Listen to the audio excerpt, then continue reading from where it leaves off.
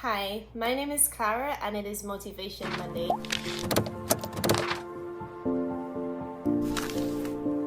Our motivation for today comes from the beautiful book of Mark chapter 4 to be exact. And my question for you is 1, are you going through any storms in your life right now? And 2, is your cry, Master, carest thou not that we perish, or that I perish? If the answer to both of these questions is yes, then this is certainly for you. The story starts off in the book of Mark with Jesus sitting on the seaside preaching to the multitude. At the end of the day, of course, he was tired and decided to retire on the other side of the sea. Now, the Bible further goes on to explain that while traveling, Jesus fell asleep, of course, being tired after having spoken for the entire day, probably.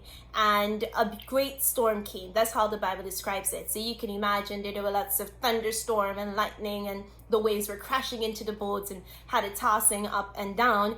And the disciples, some of them being experienced fishermen, probably felt like they could have handled the storm on their own.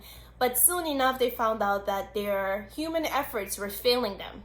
And they remembered, Jesus is in the midst of this storm. By the time they went to look for Jesus, he was fast asleep. And so they ended up crying out to him, Master, Master, carest thou not that we perish? And my question for you is, are you like the disciples, busy trying to fight your battles and your storms with your own human limited power? And also, are you crying out to Jesus and thinking, man, is he not hearing me? Is he asleep? Is his ears turned away from my cries? Well, the Bible reassures us that that is not the case. In fact, Jesus at that present time rose up. The Bible says that he arose. Now recognize this. The storm did not wake up Jesus. The thunder, the waves, the tossing did not wake him up.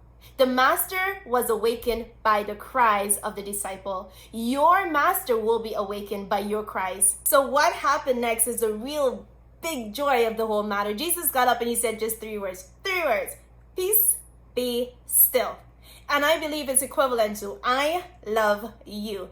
Jesus is about to speak to the storms in your life. And as soon as he said, peace, be still, it went silent. The disciples were shocked. What type of man is this that even the water, the sea, the skies, they obey him?